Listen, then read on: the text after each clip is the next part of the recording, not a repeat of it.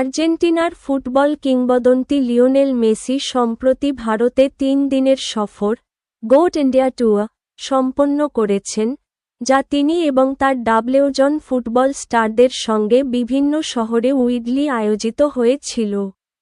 সফরের শুরু হয় কলকাতা থেকে, যেখানে মেসির উপস্থিতিতে দর্শকের ভিড় ও উত্তেজনা ছিল চোখে পড়ার মতো। তবে স্টেডিয়ামে বিপুল ভিড়ের কারণে কিছু বিশৃঙ্খল পরিস্থিতি সৃষ্টি হয় এবং পরে কিছু দর্শক অসন্তুষ্টি প্রকাশ করেন, এর ফলে রিফান্ডেরও ঘোষণা এসেছে। এরপর মেসি দিল্লি ও অন্যান্য শহরেও নানা ইভেন্টে উপস্থিত ছিলেন, যেখানে তিনি ভক্তদের সঙ্গে সময় কাটিয়েছেন এবং শেষে একটি হৃদয়স্পর্শী ভিডিও পোস্ট করে ভারতে আবার আসার ইচ্ছা প্রকাশ করেছেন।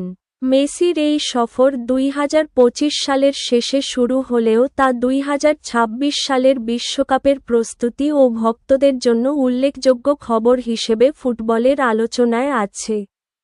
সর্বশেষ খবর হিসেবে বলা যায়, মেসি ভারত সফরে ব্যাপক সাড়া পেয়েছেন। অনুষ্ঠানে কিছু জায়গায় বিতর্ক ও ভিড়ে সমস্যা দেখা দিয়েছে। সফরের শেষে তিনি আবার দেশে ফিরে আসার আশা জানিয়ে ভিডিও দিয়েছেন।